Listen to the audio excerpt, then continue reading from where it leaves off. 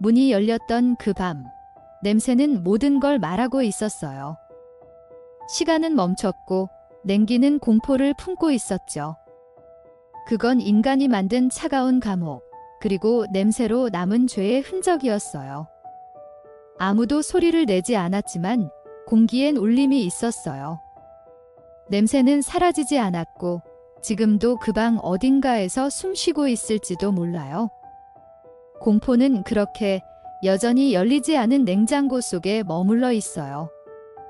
아침 여러분, 다크한 나이트메어 출발합니다. 밤 공기는 숨이 막힐 정도로 눅눅했어요. 마천동 좁은 골목은 어둠에 파묻혀 있었고 가로등 아래엔 낡은 냉장고가 방치돼 있었죠. 사람들은 그냥 쓰레기인 줄 알았어요. 그러나 누군가 신고했죠. 냄새가 이상하다고요? 경찰이 문을 열었을 때 그 안은 이미 인간이 아닌 냉기와 부패로 가득했어요. 시체는 잘려 있었고 그 형태를 알아볼 수 없었어요. 다만 팔목의 자국이 이 사람이 얼마나 고통 속에 있었는지 말해주고 있었죠.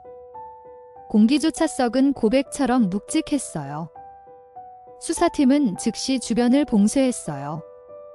좁은 골목 끝 원룸 건물, 그곳이 출발점이었죠. 방 안에는 피가 말라붙은 자국, 그리고 끊긴 전선이 바닥에 늘어져 있었어요. 피해자는 서연, 29, 직장 동료의 말에 따르면 며칠 전부터 연락이 끊겼다고 했어요. 냉장고는 그 여자의 흔적을 삼킨 채로 버려져 있었어요. 벽에는 긁힌 자국, 손톱이 부러진 흔적이 있었죠. 누군가 살기 위해 벽을 긁어댄 듯했어요. 아범이 말했죠. 이 방은 단순한 공간이 아니에요. 누군가의 마지막 싸움이 새겨진 감옥이죠. 용의자는 도현. 서연의 내연남이었죠. 그는 처음엔 평범한 직장인처럼 보였어요. 그러나 집안엔 흉기가 없었고 그의 손에는 상처가 남아 있었죠. 경찰이 묻자 그는 담담히 말했어요. 싸웠어요. 근데 죽일 생각은 없었어요. 하지만 그 말 뒤에 숨겨진 건 명백한 공포였어요. 그의 시선은 창문이 아닌 벽 쪽을 향하고 있었죠. 마치 그 안에 아직도 서연이 서 있는 것처럼요. 다크아님은 고개를 끄덕였죠. 그 눈빛, 아직 끝나지 않은 공포였어요. 도현의 방은 외형상 평범했지만 공기엔 비정상적인 정적이 깔려 있었어요. 경찰은 바닥의 틈새마다 파고든 붉은 얼룩을 따라갔죠. 그 자국은 욕실 문 앞에서 멈췄어요. 문틈 아래로 스며나온 물기는 피와 세제, 그리고 썩은 고기 냄새가 뒤섞인 혼합물이었어요. 누군가 급히 씻어내려 했던 흔적이었죠. 욕조 안엔 손톱이 3개 떨어져 있었고 변기 옆엔 끊어진 머리카락 뭉치가 붙어 있었어요. 그건 단순한 폭행의 흔적이 아니었어요. 몸부림이자 공포의 기록이었죠. 아범은 낮게 말했어요. 여긴 범죄 현장이 아니라 두려움의 연극 무대였어요. 서연은 도현의 내연녀였어요. 그 둘은 몇 달 전까진 평범한 연인이었죠. 하지만 주변인들은 말했어요. 그녀가 자꾸 숨어 다녔어요. 눈빛이 이상했어요. 휴대폰에 남겨진 마지막 통화 기록엔 살려줘라는 음성이 희미하게 잡혀 있었어요. 목소리는 떨리고 끊겼어요. 그 순간 이후 그녀는 세상에서 사라졌어요. 경찰은 그 음성의 배경소리 속에서 물방울 떨어지는 소리를 찾아냈죠. 욕조였어요. 물 위에서 끊긴 삶의 조각이 남겨졌던 거예요. 그날 밤 도현은 술을 마셨고 서연은 늦게 집에 왔어요. CCTV에는 두 사람의 실루엣이 어둠 속으로 사라지는 모습이 남아 있었죠. 새벽 3시 엘리베이터에서 내린 도현은 땀에 젖은 채였어요. 그의 손엔 검은 비닐봉지가 들려 있었죠. 안에는 해체된 고기의 일부가 들어 있었어요. 냉장고 안에 넣기엔 너무 많은 조각이었어요. 다크아님은 중얼거렸죠. 인간이 이렇게까지 무너질 수 있군요. 욕망이 죄를 만들고 죄가 괴물을 낳았어요. 경찰은 도현의 차를 수색했어요. 트렁크에서 발견된 건 여성용 구두 한 짝, 그리고 흰천 조각이었죠. 냄새는 이미 말라붙은 피였어요. 그 구두에 굽은 금속이 박혀 있었는데 그것이 벽 긁힌 자국과 일치했어요. 싸움의 흔적이 완벽히 이어진 셈이었죠. 아범은 덧붙였어요. 범인은 흔적을 지웠다고 생각했겠죠. 하지만 피는 기억하는 법이에요. 그 냄새, 그 얼룩, 그 침묵까지도요. 포렌식 팀은 방 안의 세탁기를 열었어요. 그 안엔 젖은 천 조각과 고무장갑이 떠 있었죠. 세제를 과하게 부어 거품이 덮여 있었지만 냄새는 가려지지 않았어요. 그건 인간의 살점이 썩으며 내는 묘한 단내였어요.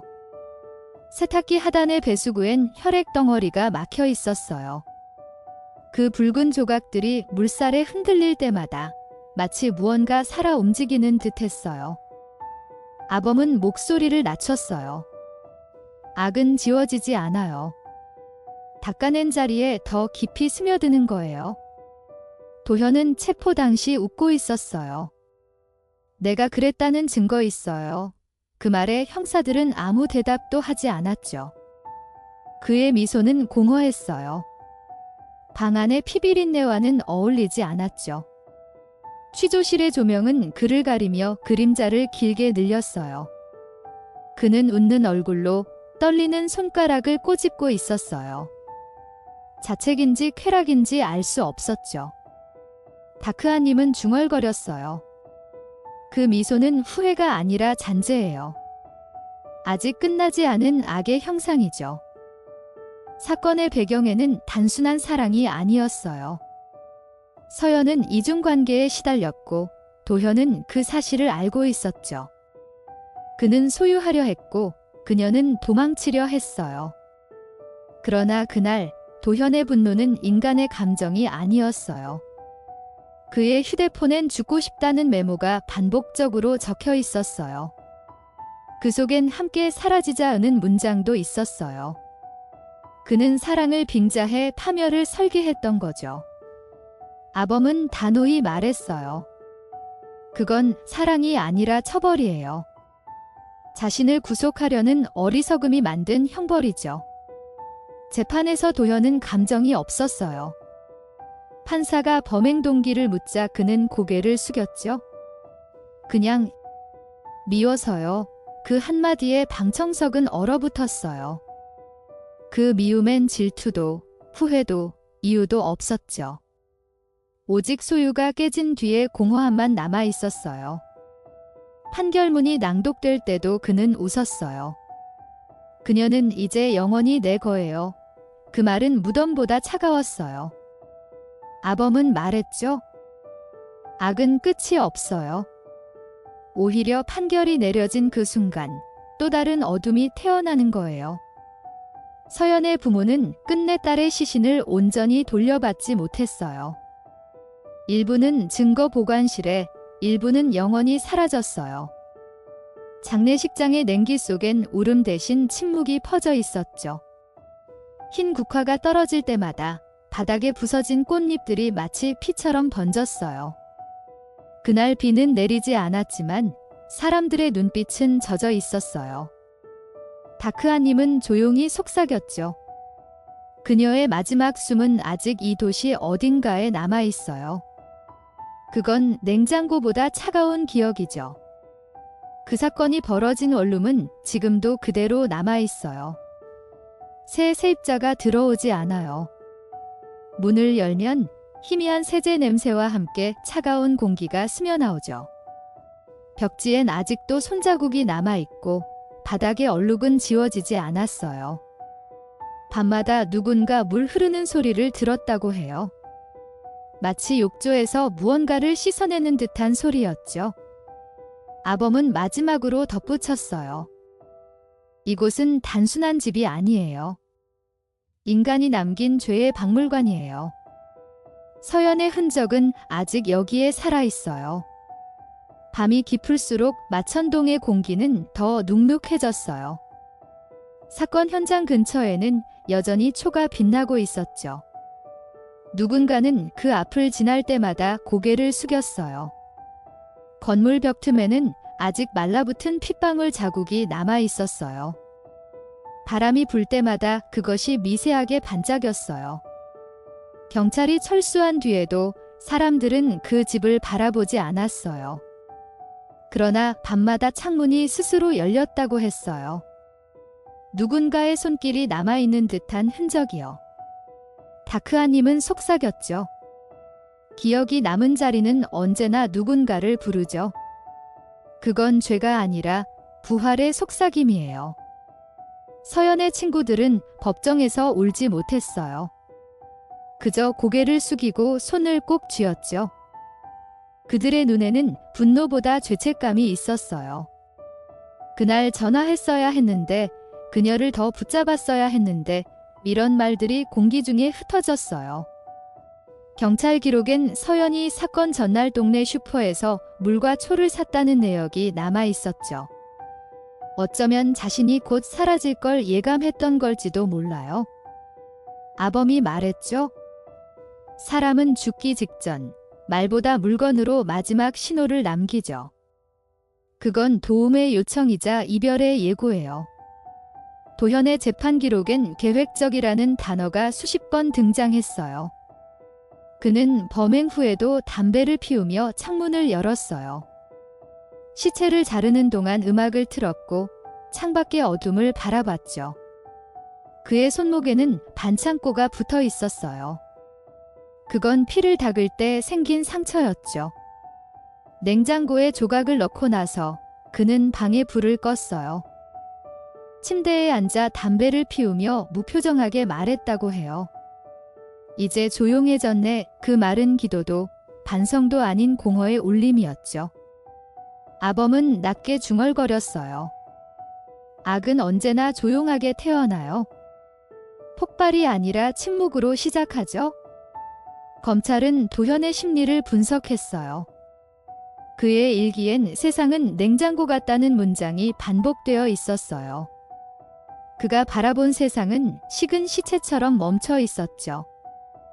사람은 도구일 뿐이라고 믿었어요. 심리 보고서엔 반사회적 성향이라는 표현이 있었어요. 그러나 그보다 섬뜩한 건 그의 그림 노트였어요. 검은 잉크로 그린 냉장고 속 인체의 조각들, 그리고 그 위에 적힌 짧은 문장. 사랑은 썩는다. 다크아님은 고개를 저었죠. 그건 단순한 광기가 아니었어요. 자기 내면의 신을 만들어낸 인간의 오만이었죠. 그의 방 한켠엔 깨진 거울이 있었어요. 거울 속엔 잘린 얼굴이 반쯤 비쳐 있었죠. 반투명한 유리 조각 위엔 피가 말라붙어 있었어요. 도현은 그 앞에서 머리를 기울였대요. 그리고 혼잣말처럼 중얼거렸다고 해요.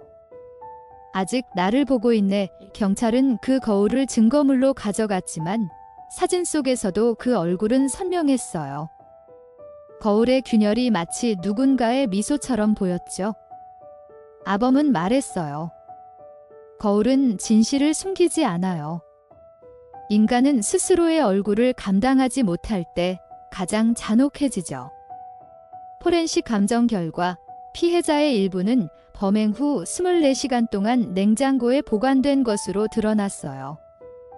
시신은 여러 봉지로 나눠져 있었고 일부는 이미 훼손된 상태였죠. 냄새는 형용할 수 없었어요. 조사관은 마스크를 써도 코를 찌르는 냄새에 구토를 참지 못했대요.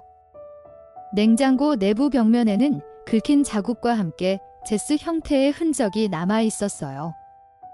손톱으로 그은 표시였죠. 그것이 마지막 발악이었다는 걸 모두 알았어요. 다크아님은 한숨을 내쉬었죠. 그 흔적은 단순한 저항이 아니에요. 죽음이 남긴 싸움의 서명이죠. 사건 후 마천동 주민들은 집 앞을 지날 때마다 무심히 침을 뱉었어요. 누군가는 초를 켜고 누군가는 돌멩이를 던졌죠. 그 집은 저주받은 공간이 되었어요. 그러나 밤이 되면 창문 틈에서 희미한 불빛이 새어 나왔다고 해요. 누군가 안에서 움직였다는 소문이 퍼졌어요. 경찰은 몇 차례 출동했지만 아무도 없었죠. 그저 욕조에 물이 미세하게 흔들리고 있었어요. 아범은 조용히 말했어요. 죽은 자의 자리는 비지 않아요. 누군가 반드시 그 자리를 대신하게 되죠. 그게 공포의 법칙이에요. 기록엔 도현이 사건 전 주말 정육점에서 칼을 구입한 내역이 있었어요. 그는 돼지고기 손질용이라 설명했죠. CCTV엔 그가 미소 지으며 계산하는 모습이 찍혀 있었어요. 손에 흰 장갑을 끼고 있었죠. 하지만 영수증의 시각은 서연이 사라지기 단 하루 전이었어요. 그 사실이 공개되자 재판장은 침묵했어요. 피해자 가족은 손을 움켜쥔 채 눈을 감았죠. 그날 그가 사온 칼은 경찰 증거함에 그대로 보관돼 있어요. 다크아님은 말했어요. 그건 단순한 도구가 아니었어요. 미리 그려둔 결말의 펜이었죠. 서연의 휴대폰은 사건 일주일 후 하수구에서 발견됐어요. 물에 젖은 화면은 이미 꺼져 있었죠. 복구된 메시지엔 한 줄이 남아 있었어요. 혹시 무슨 일이 생기면 그 사람을 의심해줘, 단 한 문장이었죠. 누가 읽어도 그 말엔 두려움이 담겨 있었어요. 경찰은 그 시각을 역산해 그녀가 사망하기 몇 시간 전이라 추정했어요. 아범은 속삭였어요. 사람은 언제나 마지막에 진실을 남겨요. 그것이 유언이든 절규든 결국엔 기록으로 돌아오죠. 재판이 끝난 뒤에도 사람들은 이 사건을 잊지 못했어요. 기자들은 냉장고 살인이라 불렀고 시민들은 분노했죠. 하지만 시간이 지나면서 그 분노조차 바래졌어요. 남은 건 불쾌한 냉기뿐이었어요. 지금도 누군가는 그 이름을 속삭이죠. 마천동, 냉장고, 서연. 그리고 사람들은 본능적으로 창문을 닫아요. 그건 두려움이 아니라 기억이에요. 다크아님은 말했어요. 공포는 사건보다 오래 살아남아요. 있는 순간 같은 악이 다시 태어나죠. 그날 이후 도현이 살던 원룸의 문은 경찰 테이프로 봉인됐어요. 그러나 누군가 몰래 들어갔다고 했어요. 내부엔 손대지 않은 흔적들이 그대로 남아 있었죠. 벽엔 여전히 갈색 얼룩이 스며 있었고 바닥의 금은박 타일 틈새에는 피가 굳어 흑갈색으로 변해 있었어요. 냄새는 세월이 지나도 사라지지 않았죠. 그 안에서 자꾸 물방울 소리가 들렸다고 했어요. 파이프는 멀쩡했지만 천장의 한 점에서만 뚝뚝 떨어지는 소리가 밤마다 반복됐어요. 아범은 낮게 말했어요. 시간은 흔적을 덮지 않아요. 죄의 냄새는 오히려 더 진해지죠. 시간이 흐르면서 주변 상인들은 그 건물 앞을 피해 다녔어요. 낮에도 그 앞을 지나는 사람은 거의 없었어요. 한 노인이 말했다고 해요. 문이 닫혀 있는데도 안에서 누가 서성이는 소리가 나요. 누군가 들어간 흔적도 없었지만 바닥에는 항상 젖은 발자국이 남아 있었어요. 형체는 희미했지만 그 궤적은 욕실로 이어졌어요.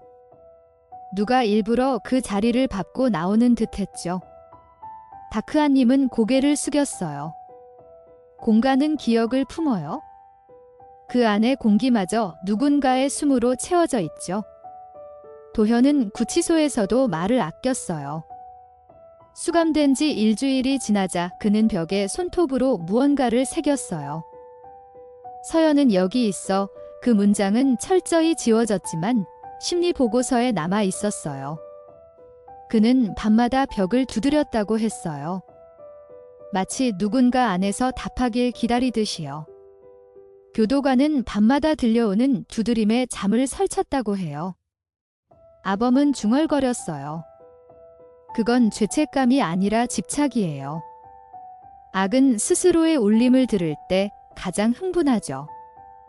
포렌식 기록엔 서연의 DNA가 도현의 손톱 밑에서 발견됐다고 적혀 있었어요. 그는 끝까지 부정했죠. 그건 오래된 상처예요. 그러나 그 말은 아무 힘도 없었어요. 피는 거짓말을 하지 않아요. 법의학자는 그 혈액의 음고 시점을 분석해 범행 시각을 정확히 특정했죠. 새벽 2시 17분. 그 시간, 도현의 스마트워치엔 심박수 급등 기록이 남아 있었어요. 마치 격한 싸움이 있었던 순간처럼요. 다크아님은 낮게 말했다죠. 기계조차 그를 증언했어요. 죄는 침묵 속에서도 박동하니까요. 마천동 주민들은 지금도 그 사건을 이야기할 때 목소리를 낮춰요. 누군가는 그 집을 바라보다가 졸도했다고 해요. 이유는 단순했어요. 창문 안쪽에서 누군가 자신을 바라보고 있었대요. 경찰이 확인했을 땐 아무도 없었죠. 그러나 유리엔 손자국이 남아 있었어요. 작고 가느다란 손바닥. 바로 서연의 것이었죠. 아범은 말했어요. 죽은 자는 사라지는 게 아니라 남아요. 기억이라는 모양으로, 죄의 그림자로요. 법원 기록엔 도현의 어머니 진술서가 남아 있었어요. 아들은 어릴 때부터 불빛을 무서워했어요. 어둠 속에서만 잠들었죠. 그녀는 재판 내내 울지 않았어요. 대신 조용히 손끝을 떨고 있었죠. 방청석에서 누군가 그 모습을 지켜보며 중얼거렸어요. 악은 태어나는 게 아니라 만들어지는 거야. 그러나 그 순간 도현은 웃었어요. 그 미소엔 죄책도 후회도 없었죠. 단지 드디어 끝났다는 듯한 평온함이 있었어요. 다크아님은 이를 갈았죠. 그 평온은 참회가 아니라 포기예요. 인간이 인간을 잃을 때 생기는 표정이죠. 서연이 죽던 날, 비가 내리지 않았지만 바닥은 젖어 있었어요. 경찰은 그것을 이상하게 여겼죠. 나중에 밝혀진 사실이에요. 욕실 배수구가 막혀 있었어요. 피와 물이 뒤섞여 고여 있었던 거예요. 냉장고를 옮길 때 흘러나온 액체가 복도 끝까지 번졌죠. 냄새는 벽지 속까지 스며들었어요. 그 냄새는 도현의 옷에서도 검출됐어요. 향수로 덮으려 했지만 실패했죠. 아범은 낮게 덧붙였어요. 냄새는 기억보다 오래가요. 특히 죄의 냄새는 시간도 못 지워요. 그 사건을 취재한 기자 중 한 명은 보도를 끝내고 악몽을 꿨다고 해요.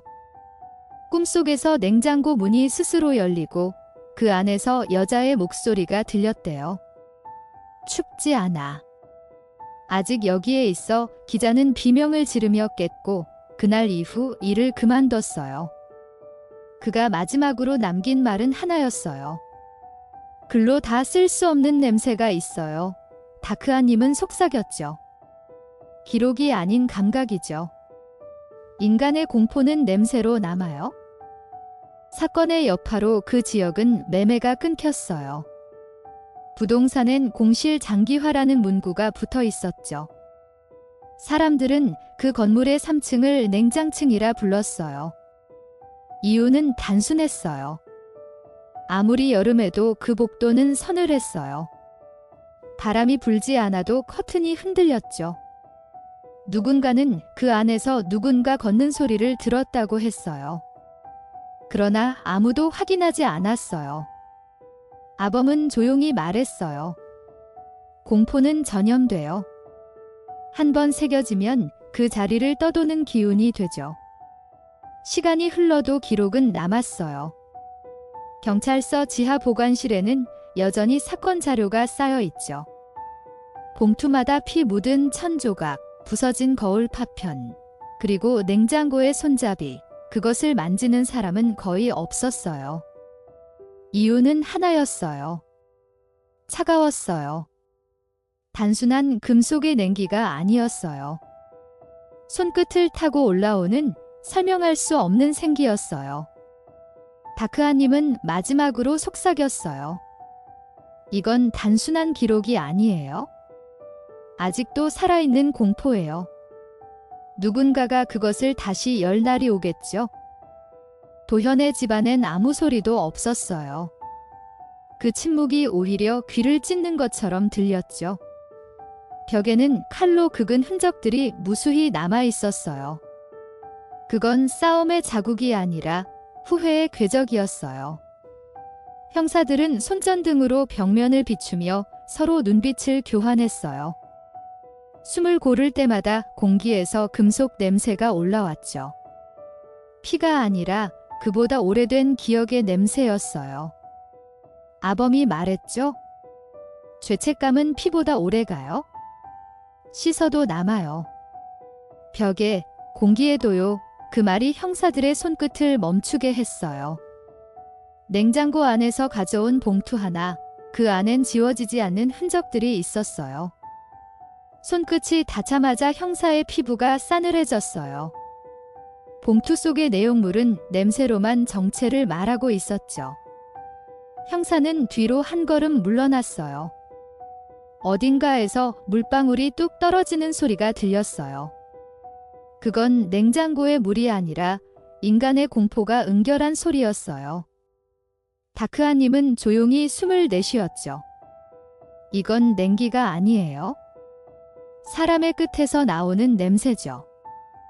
그 마른 방 안의 공기를 한층 더 무겁게 만들었어요. 서연의 흔적은 곳곳에 남아 있었어요.